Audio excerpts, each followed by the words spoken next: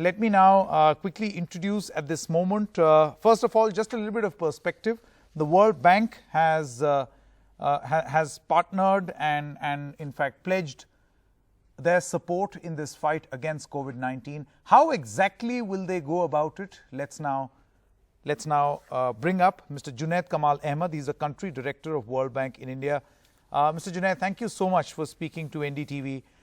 World Bank has given $1 billion to India to protect the poorest from COVID-19. Would you like to tell us about the action plan? With pleasure, Sanket. Thank you very much. Just a little bit of a retrospective. About 2-3 weeks back, we put in $1 billion in the health program of Government of India. And as you know, the fight against COVID in the health sector is a very unique attribute. It's one of lockdowns around the world. And the lockdown creates a purposeful attempt by government to slow down the economy to create social distance. The moment you do that, you create a tension between lives and livelihoods. And no government in the world will accept that trade-off. And so there's a need for an intervention which will bridge the poor, the vulnerable from this lockdown towards a time when there will be an economic revival. And social protection plays a very, very important role. So this second program that we're supporting, also $1 billion, really comes at the heel of the Garib Kalyan Yojana of the Prime Minister. It's to really support the vulnerable and the poor, and in particular, the migrant and the urban worker. So our program is one that tries to give a fillip, if you will, to those areas of the Garib Kalyan program that we think takes the social protection system of India to its next generation. And there the focus is on two parts. One is the urban migrant, the urban unorganized worker. So you're talking about 50% of the vulnerable, you're talking about 90% that are informal. And a second area, which is a relationship between the center and the state, and how the center can help the state and the state can respond to the needs on the ground. It's really those two angles that we have put into this program. Okay. Mr. Junaid, let me ask you, do you think that as of this moment, the relief package that has been announced by the government, the economic package, will be able to sustain our fight in trying to revive the economy from the point of view of the migrants? You know, this assistance that you're talking about, you've told us the exact details, the exact plans. But what about the government's plan? What is your assessment?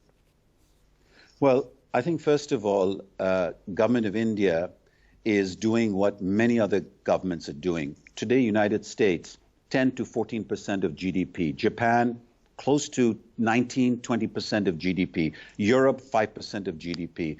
Government of India has announced a program which links monetary policy and fiscal policy, and government is aspiring towards a 10% GDP. It's clear from all of these countries that in this kind of a crisis, government has to step in, and Government of India is stepping in. But there are a couple of points I'd like to make about this 10% GDP, if I may.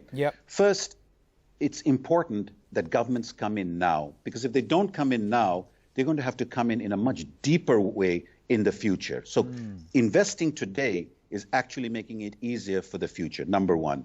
Number two, you have to be very sequenced in your targeting. So you begin with health, you move to social protection, and then to economic stabilization. That program, I think, is a very coherent program. But you also hold back a little bit because it's an uncertain world. You don't know what will happen in 2 months or 3 months, and you may need to increase your intervention even more. So you have to actually do it in a careful, graduated way. So from the point of view of the direction of the program, in the point of view of sequencing it, I think Government of India is very much following what many governments around the world are. Junaid, it's interesting that you say this. How exactly should that intervention be? Do you think that India's approach of in a way, marrying your fiscal policies, your economic policies, along with entitlements, if you were, as of this moment, do you think this mix is good?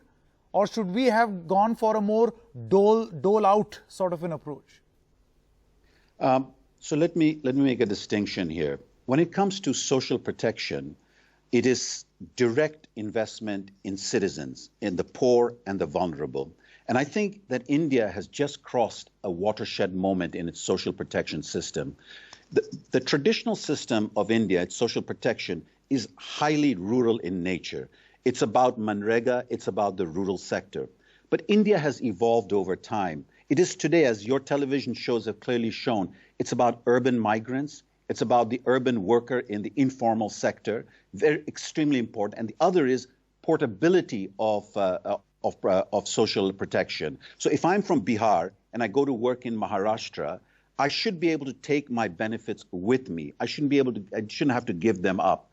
I think what government of India has done in its response to COVID is that it has crossed the boundary of saying, in addition to the watershed moment of Manrega, we will now pivot the program to deal with the reality of India today, which are migrants, urban worker, portability. That's a major shift. Now, you have to make that shift work, but the fact that government of India has made that shift, in my mind, is really a watershed moment in the social protection system. Okay. Now, staying with social protection, and I mean to ask you this. See, these big macroeconomic concepts and all are not understood very easily, even by the best of minds, but certainly not by, say, a migrant laborer on the road.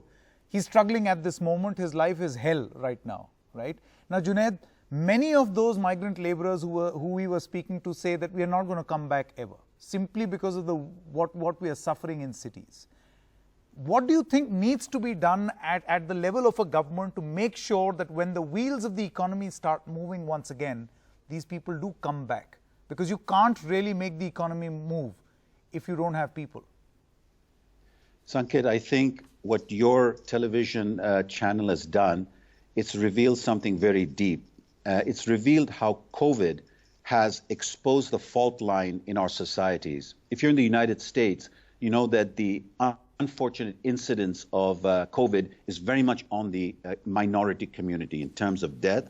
You also see it very much targeted in where the old senior citizens live. Extremely, extremely sad.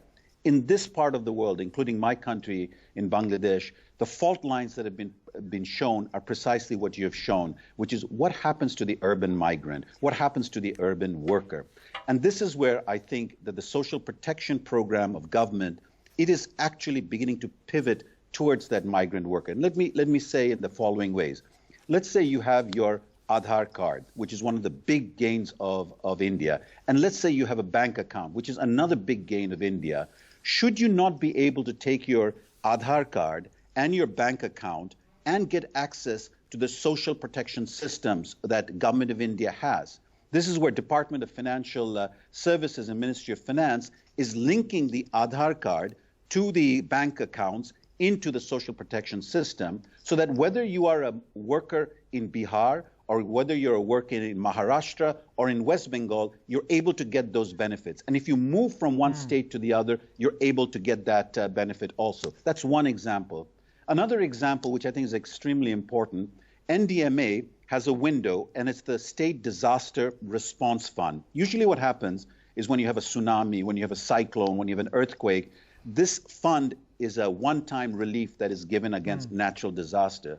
What government has now done is created a system where this window will open up and states can access more money into their social protection system. And that's extremely important because ultimately it's the states that will do the last mile delivery of poor people getting access to services. So imagine, if you will, someone in Maharashtra, and you want to use self-help groups, you want to use local governments to actually reach out to these migrants. This window is going to give you the block grant money so that you can respond exactly in Maharashtra. And you can top up all these programs that are underpinning the Garib Kalyan Yojana, or even government, or even state government's program. So in this context, I think another watershed moment is the fact that center and states are re-looking at their dialogue of how to make a coordinated social protection system. Okay. I want to say, I think the pain that you're seeing is a pain that has been revealed by COVID. But this fragmented social protection system needed to evolve. It would have evolved over the next 3, 4, 5 years, but the presence of COVID has really pushed government to integrate the programs and bring it up. And I think this is the moment where academics, intellectuals, policymakers need to make sure that this shift that has happened, which I don't think people are focusing on, they must strengthen that shift. They must make it a permanent one. All right. Junaid Ahmed, pleasure talking to you. Thank you so much for explaining in great detail.